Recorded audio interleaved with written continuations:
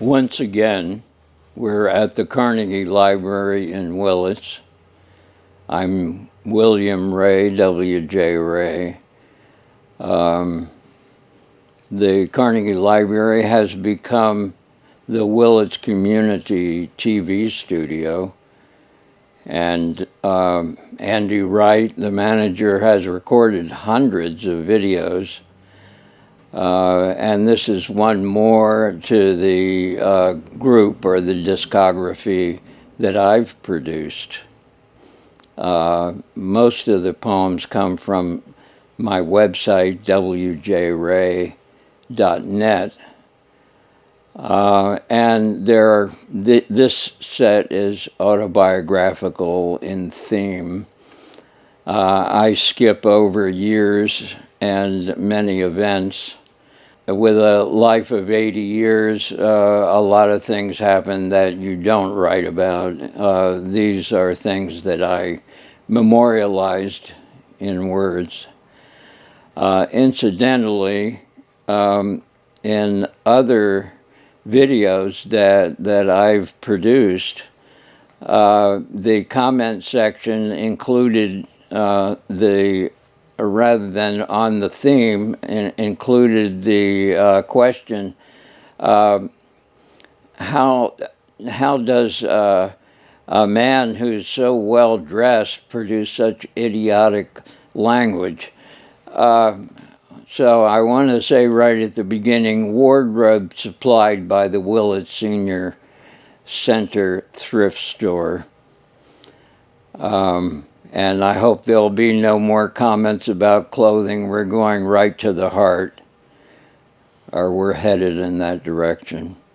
This first poem, Premonition 1949, was my first conscious memory of something supernatural in the world.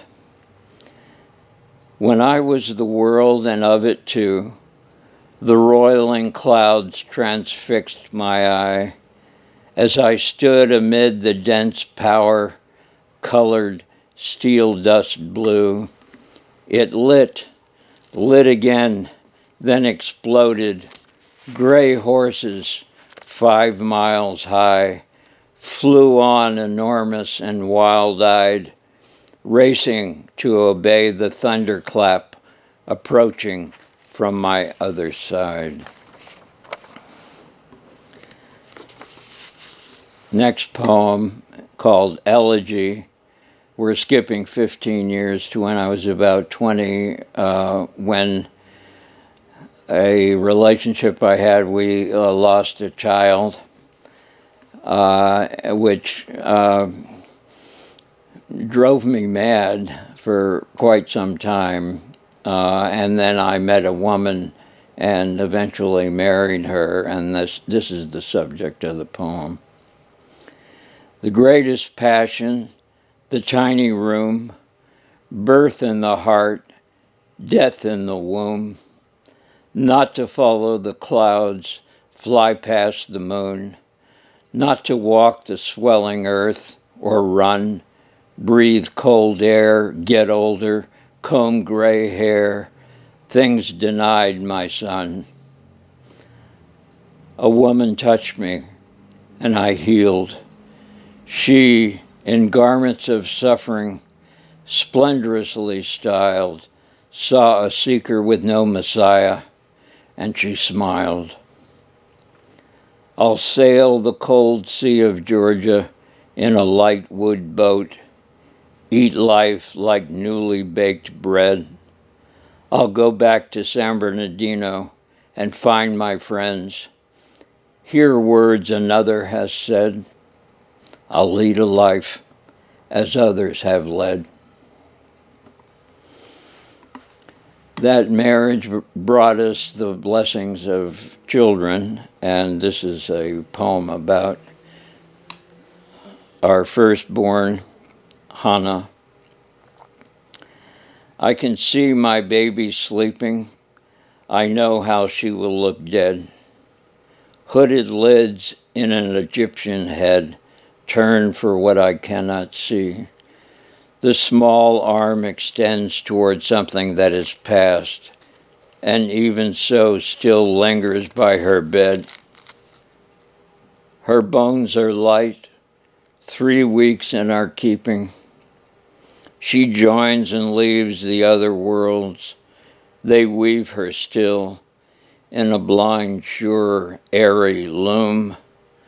But I will stay until this wall is dark. She may wake and want me in the room.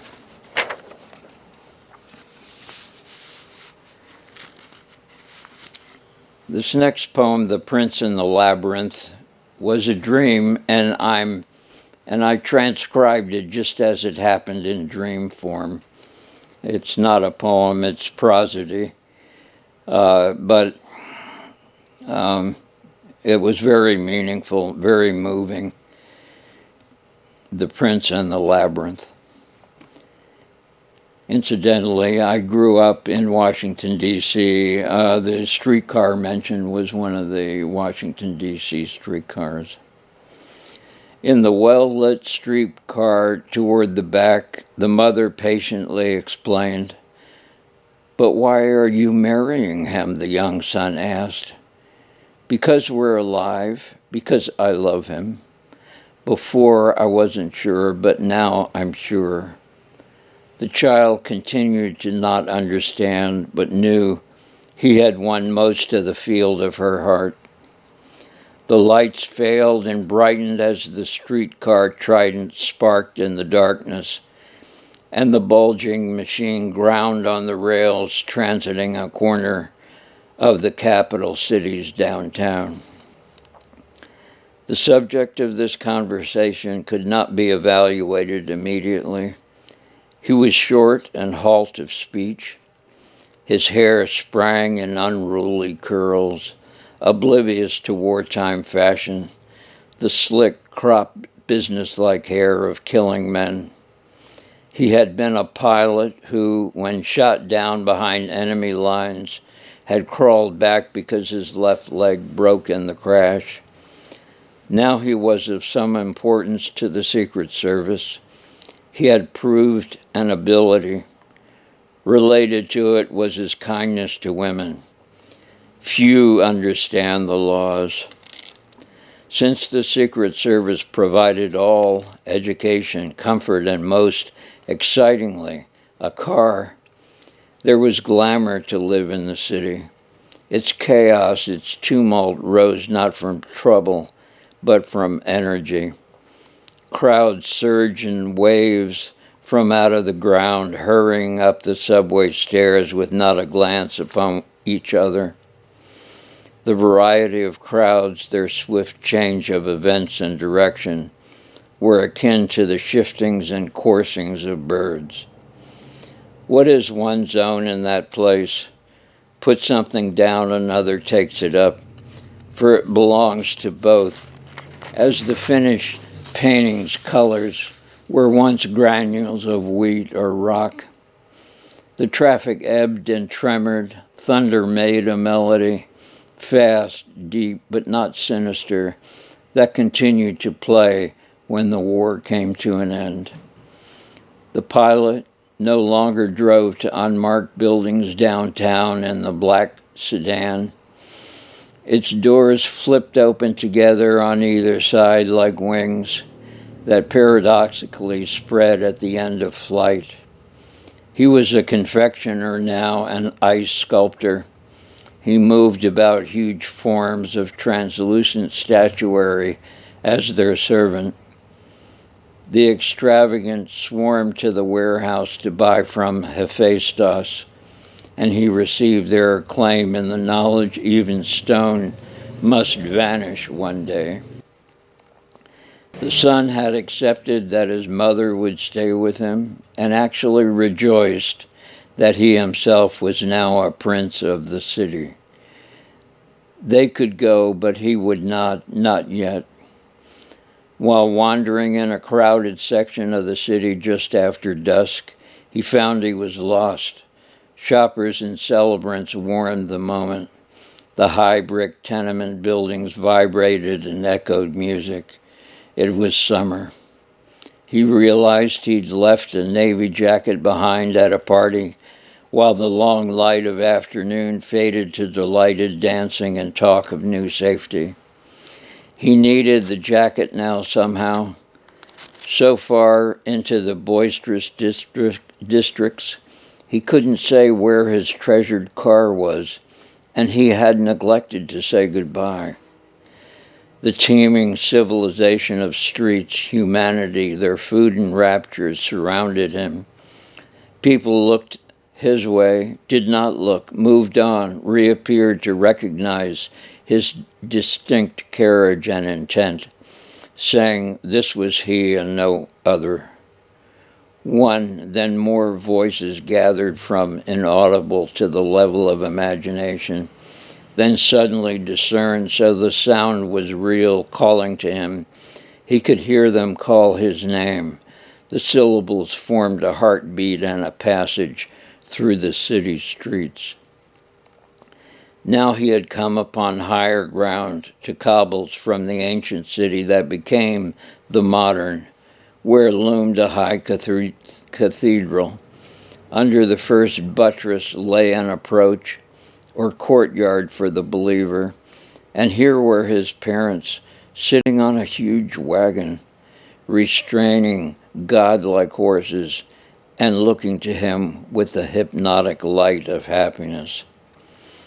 His promise returned with final power. They could go, but he would not. And it was most important not to look greedily and long after them, or he would see himself there too. Instead, he did all that he could, shouting, vocalizing without meaning. The effort took the strength from his frame. He dropped to his knees and continued to make a noise that was joy. They seemed so out of place already, but the cathedral protected them. He did not know truly whether he had been their invention of love or they his, but this was their final gift, a glimpse of heaven. These next poems are commemorative poems to my wife and our marriage anniversary. We glide in sleep's oblivion as small cocks crow for morning, and nesting hawks scream at times, and bats flit waveringly home. A moon already past the high windows and gone gravely in the sea was the only witness on heaven and earth to what we've done, my darling.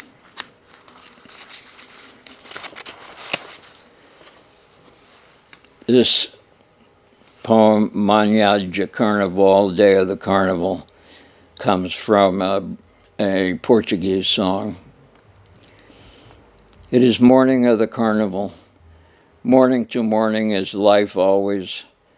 The slow voice of the sea tells us how long I will stand here and watch the trees. Doesn't matter. Or how long you stay here poised as a goddess in front of the sun. The four directions spin, making froth and balloons called clouds. Imperceptibly they sail, lifting colors from the sea. Stay here a moment more with your salt smell. Seaweed and streamers mix in the troughs, and our lips mingle. Time is a magician, and I'm not sure anymore that it is morning, not twilight. On this morning of the carnival, you and I created the earth. Blood made its soft pounding in us, and the heart tells the only possible truth. As lit candles from within cathedrals, throbs of light keep speaking. And because of these flowers, free in the wind, I'm blinded, overcome with their gestures. Fragrant ceremonies rise unhurriedly to ornament the dank earth, curving and spiraling in their dance that will end in a last loveliness too. when morning of the carnival becomes day. Time is a magician, and I'm not sure anymore that it is morning, not twilight. This is another Portuguese-inspired poem from the song by Cesaria Evora, O Morna, a dance. Love, your face has the salt taste of tears. Stand up, let me hold you completely, and let me know your pale lips. Departure will not make us into the word distant. Departure will take me away, only to revolve and return me to you. The receding crescent moon of heaven fetches the sun dreams of rippling gold, so that light waves of morning lift and then fall. Departure gives love tears to mix our souls in their transient sea. We submerge together a moment in wet warmth, and somewhere buoyant tropics heave and then flow. Departure is so sad a union, the bruise of crushing together and separating in pain, as once ocean and sky blended prodigiously, making love conceive the color blue. Departure is our sorrow, and sorrow is our bond. Everything will be destroyed except these fiery waves of the heart, undulating through us and then beyond. My love, let me hold you completely. Your face has the salt taste of tears. I touch your pale lips. Departure shall not make us into the word distant. For Judith Ann Hiegler, Ray, January 18, 1998. And here's another. The Logician. I hold you and later we talk. The words slip singly into the snug dark. Plain word and presence, the sibilant labors before made sacred by our rest. Love we yet keep making. From cardboards emerge the sweater of turquoise, given you of Hannah, violet, purple, red, blue, through her knowing above all what is gift, and the prodigious power to act. She spurred and speeded wool beyond itself to good, that came to rest near you. Love we chance began, so keep making. The royal iris lasted long this spring. Forget-me-nots and primroses slept in shadows of pines at noon. Semblance roofs to living rooms where silence's mute, lovely looms. Looms we will not finish. We make, we abandonedly create, out of hearing of the world, that interchanges day and date. I cannot prove these words beyond the worlds of senses. I need no other worlds than these. See if I've got my poems in order here. Let's see. Time came when the children departed, and this is a metaphoric commemoration of this. Song of the Road at 46. We're stopping at the tavern. We have traveled all morning. Tonight there will be a place to rest. What dreams will rise? The whole journey. The coach still rollicks over the stones behind my eyelids, when I pause a moment and sigh. We meet here by chance. It is inevitable and good. You no longer recognize the face. Your look is wide but loving. The forest recrossed. We're so rich and deep. They broke blindingly into fields. Scattered farmlands there didn't frighten the deer. The tavern master waits. He knows I won't be here long. He sees the wordless maiden impatient to go on. I have performed my duty to escort the princess to her land. Since every mystery is true, I imagine myself king, but say nothing. She would only smile with a gentle pity anyway. I'll take her there safely in another night and day. Roads level near the sea, then turn north alone. The eyes of animals will follow me with perfect understanding. We had a tragedy in our lives before my wife died. Our house and buildings were burned when PG&E had turned off the water, so I couldn't fight the fire.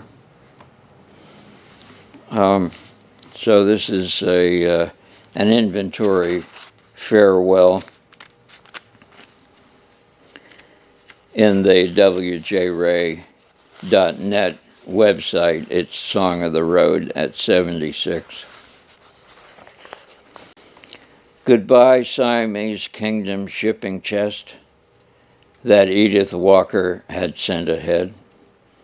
When departing the missionary vocation with her parents in the early years of the 20th century, 1912, patiently carved teak and balsa hinged well. She had told Mark to give it to Dr. Smalley when she died in honor of his devotion to the people. But Dr. Smalley died before Mark could bequeath it and gave it to me, saying, "You're in the same category." He visited with his second wife, Ina, when Hannah graduated high school. Unable to sit inside four walls, he became unaccounted restive. Walked around the dwelling, the hand-driven shaked walls and roofs that Cap Crow cut bolts for Ken and me to split out with our fro. I approached. Despite his words, "I know you have other guests." Mark then said, "This is an unusual house. There is not a match for it in this whole valley." He gave us a cedar sampling. It was June 1986. It grew high above the west porch roof until the fire department watched it blacken and die. Mark was famous as a skilled builder and violin maker in his time. His calling card, the 1920 Brown's Hay Barn on the Fort Bragg Road, 40 feet high and 120 long, all by hand tools, mainly a carpenter's square. He showed me how to ply it and confided a tip for greasing spoked wagon wheels, just to dash at the bearing, or the rest would fly off as waste. "I try to accomplish something every day," he said. He grew to the age of 107. I took a fir truss block home when the barn collapsed in 2012, as well as his lost hammer, the handle fashioned from 1-inch plumbing pipe and welded solid to the head. Both incinerated with Avra's furniture, our unassembled pine caskets, and my tools. There were cots, tables, and chairs, bamboo for the Japanese gate, a supply of LCD light bulbs to last us out that Ralph Peixoto blithely sold $1 each, 100 of them, all sizes, and Navajo rugs in a black navy locker.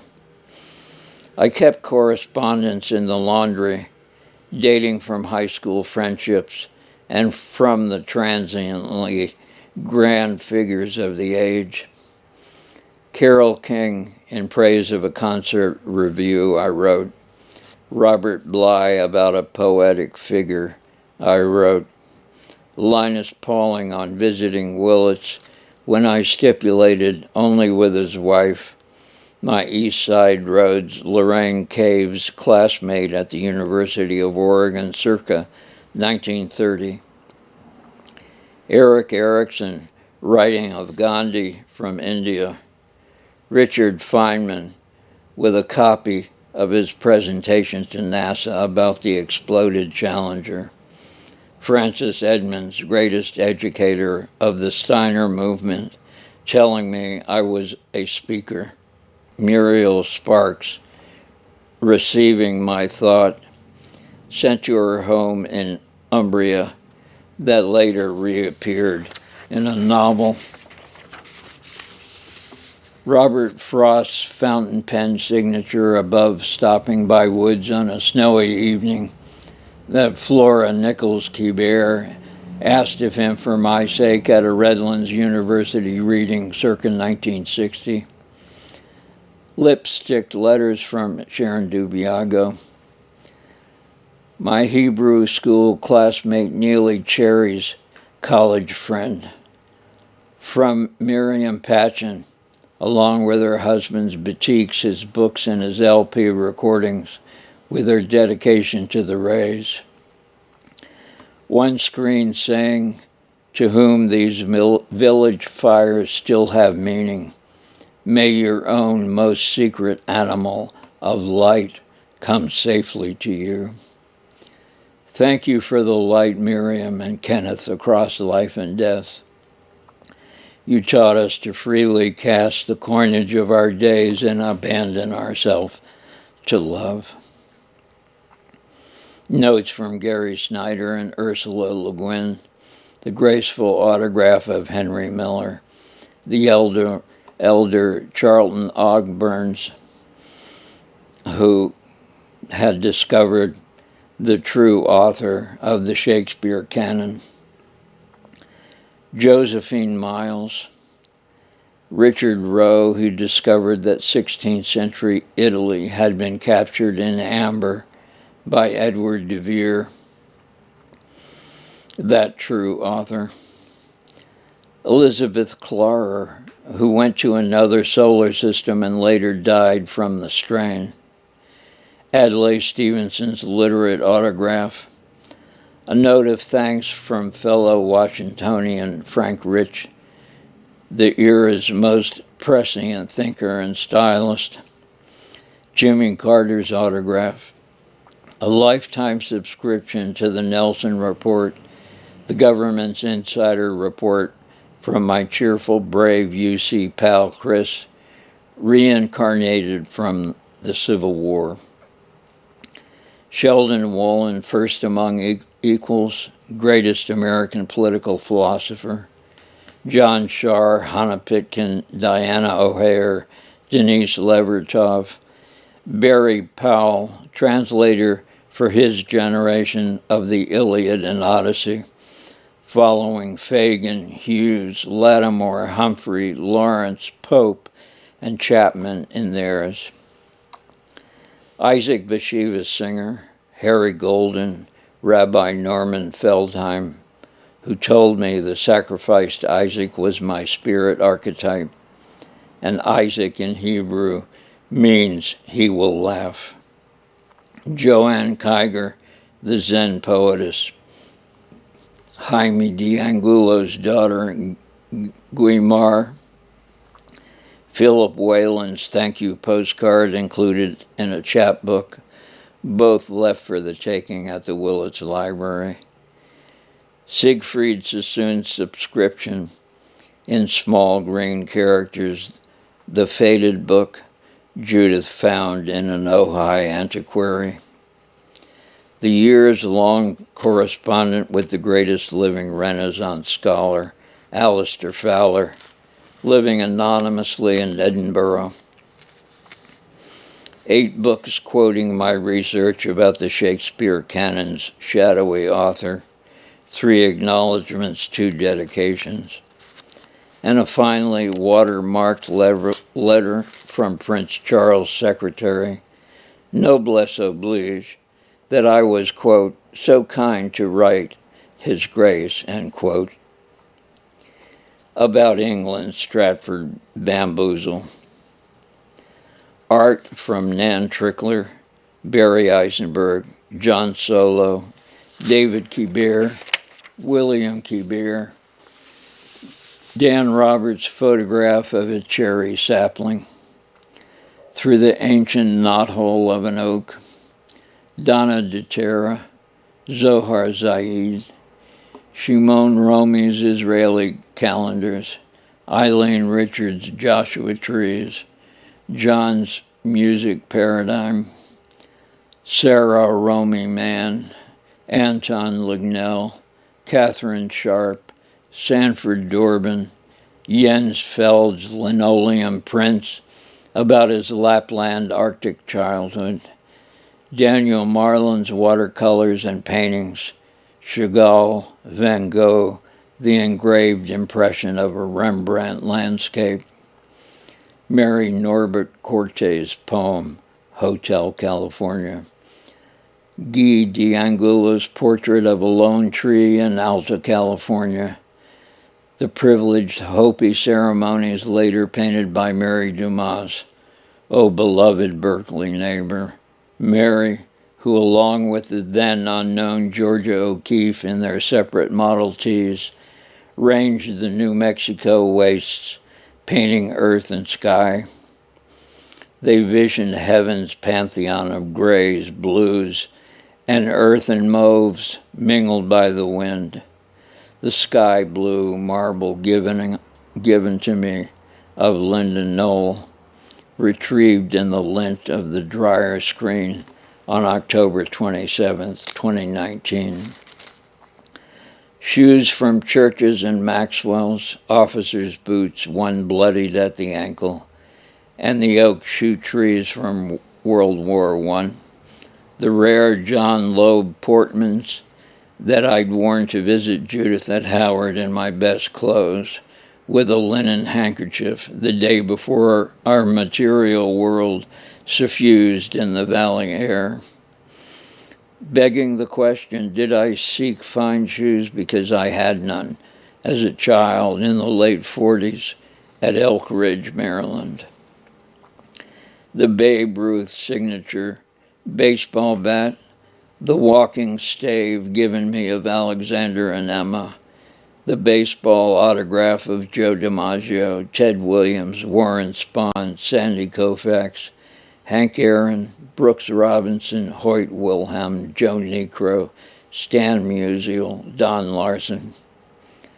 Letters of Sanford Durbin, David Kibir, Anton Lignell, Daniel Marlin, the friends and inspiration who corresponded over the span of 60 years, receiving back my Dharma journey tales, hand-wrought imagery of this beastly hopeful life, the naturally fine writing of the children, nothing could break its transcendent healing bond.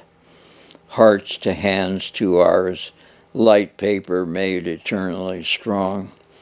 My loyal brother David, for whom it was sheer hell at the page, but he learned to do it in our nightmare childhood years, considered an idiot, made alone. The letters from my mother Rose and godmother Mary Rose Locke, born a week apart in 1914, sisters from their first words in 1951, an age when inner selves emerge. I vowed to keep their words forever, whole, loving, humbly true. During a windstorm across the driveway later, I espied white paper there. Messages to my mother, the envelope dated 1963, the text of an apartment on North Side we could share. It had risen in the fiery sky out of the loft, had flown upward and fell, to be buried in the dusty native ground, then washed free after the uncanny mystery ascension of her past tense name, Rose. 70 years of words of caring, inscribing each to each, remain as silent, ghostly presences now, safe in ventricles of the heart, silent, subtle rooms where no sorrow can intrude.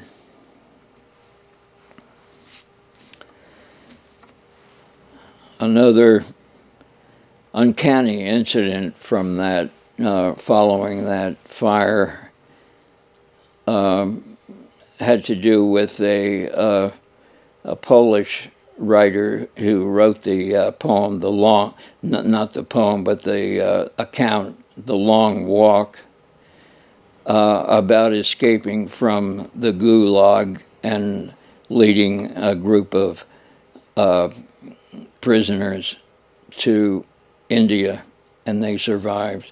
This is called Pavane for a Hero. Quiet, long after dark, the city dogs have fallen asleep, so I'll rest here reading a favorite story, the Homeric saga of Slavomir Rawitz, escaping the tundra graves of Stalin's Gulag. He led 6 others from the Arctic Circle camp to the tropical highlands of North India, later the home of another wanderer from the familiar fist of death, Lamo Thungdup, the Dalai Lama, and his Tibetan elite.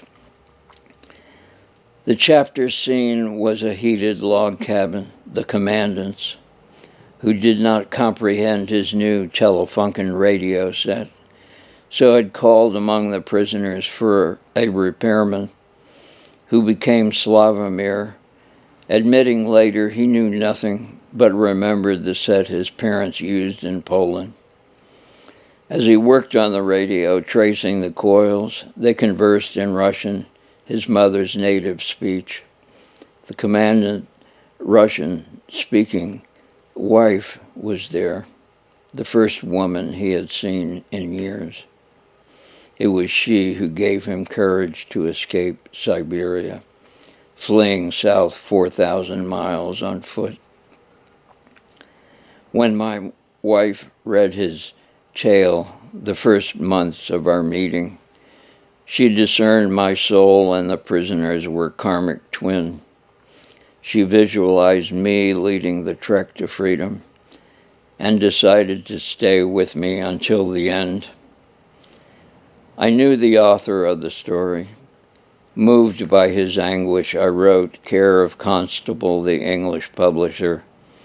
In those days, it was honorable to write and to respond, the symbolic warmth of one hand extended to the other, traversing time and distance between.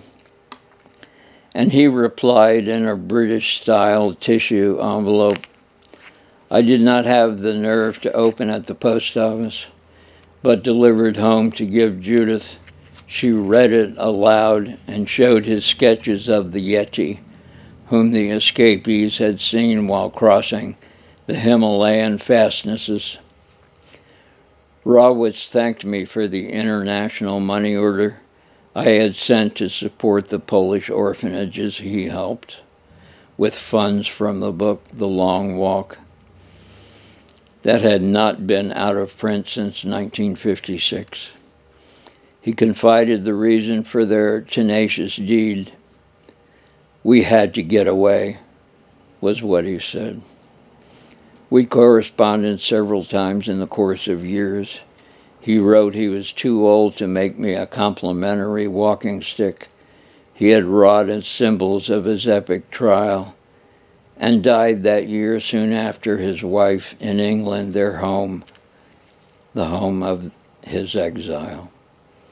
But then about that time, Alexander and Emma, Ken's son and daughter, 8 and 5, threw together and bought me a staff in the town of Mendocino, which I carried when Alex returned as a grown man to visit us June 6th and 7th, 2019, to Montgomery Woods, the Redwood Tree Preserve, a cathedral of nature.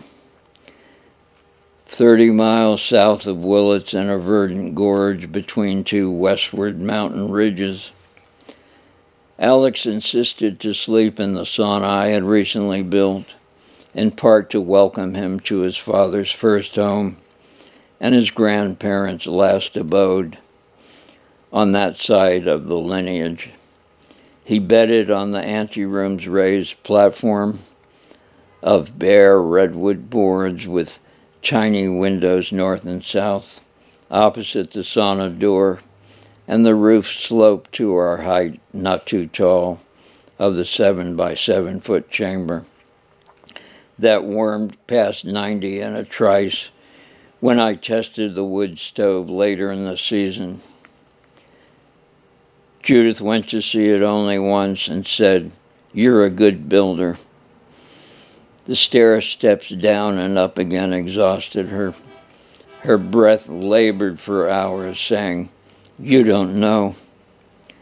That she would have no part in the winter ritual from my ancestral past alienated me from the prospect. So when the fire people tacitly watched while it caught from the inferno they had left to flame without a drop of water, I accepted the judgment of fate, that a pyre had been prepared for Isaac's staff of life, the gathered sticks kindled for atonements unknown past and future, and lighting the eastern hills with ideas from the ages, including the pages, letters, and drawings of Slavomir Rawlitz.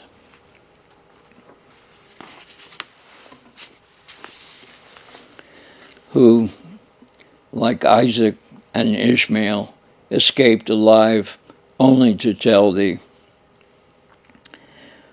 When months later, in unaccounted loneliness, I bought a few books, emblems of my once library, The Long Walk was advertised, quote, in good condition, end quote.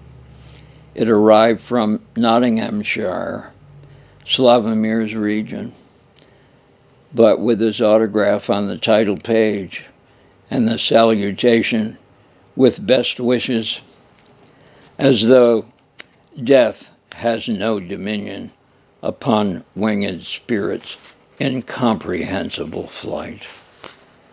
This is another dream that I put into verse form, stanza form. The older I got, the more I thought about my own departure. None of us lives always. It's brief. Song of the Road at 60, a dream. In the dream, the ladies and gentlemen had dressed and attended their English light opera to hear and see and be seen there. And while they were away, the lower rooms of the manor that cleaved within the oaken eastern foothills began to burn without a sound. At first I felt no danger because my child lay down near an opening in the floor watching the water cascade and mix in its brother element to make a cloud. But as we left and ran, the leafy hollow glowed, and soon thick timbers stood, re-becoming an ancient frame. As all returned, everyone in a laughing crowd, for their port and claret cakes and cigars, they described an amphitheater across the stubbled ground. Gaily chaired, watching from the western hayfield, still hypnotized to opera plot and sound. Our cottage, spared because so far away, teemed with Victorian children running, but next morning I grew suddenly younger, and the wrecking wagon ponderously backed, then rolled at increasing speed downhill our way. The wrecker's daughter smashing windows ahead, though it all looked new somehow in my eyes now. Then I laid my own upon the cushions of the wagon lengthwise, and she asked, "Father, are they going to ask to share our house?" I lowered another figure, unfamiliar, myself when small. We lay our generations down in the wheeled wagon, comforted in our mystery clothes of death. And I said, "No, my dear one, leaving, we leave them a sign, and we'll go on as we are, forgetting for a time the house of breath, whose source is divine." Let's see if I can find just one more poem here. Well, I'll just recite it. The years drift toward me like leaves in a mild wind. I love the day that I can see and breathe, and the nights jeweled with stars, with the moon in passage through a necklace of cloud. Ancient mercy gave this light.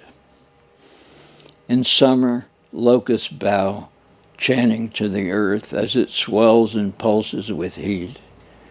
After a rain, frogs by thousands lope and pause in the dark. Their choruses go on and on. Life is a perfect sound. When winter tips the undulant lands and ice patches snap into filigree, birds rise in one rush, singing, aiming en route on the wind. Nature will carry us to our own. These rhythms cannot be chance, nor the space between when I rest by the side of the mountain road. The forest gods surround me and are kind.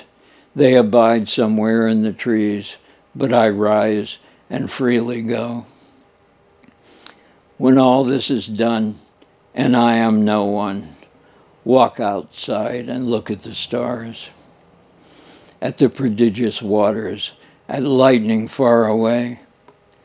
The beautiful is the splendor of the true. This was what I knew, and all I ever wanted to know.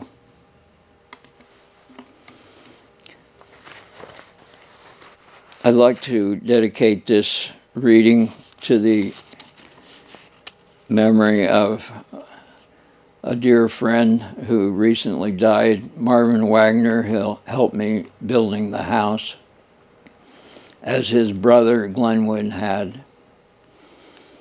And also, since this is May 27th, it's the anniversary of the death of one of my lifelong friends, Sanford Dorbin. He died 10 years ago today. With rue my heart is laden, for golden friends I had, for many a rose-lipped maiden, and many a light-foot lad. By brooks too broad for jumping, the light-foot boys are laid, the rose-lipped girls are sleeping in fields where roses fade. Well, that's enough about life and death. I'll just say you have my best wishes, and go on as you are. That's good enough for now. Thank you.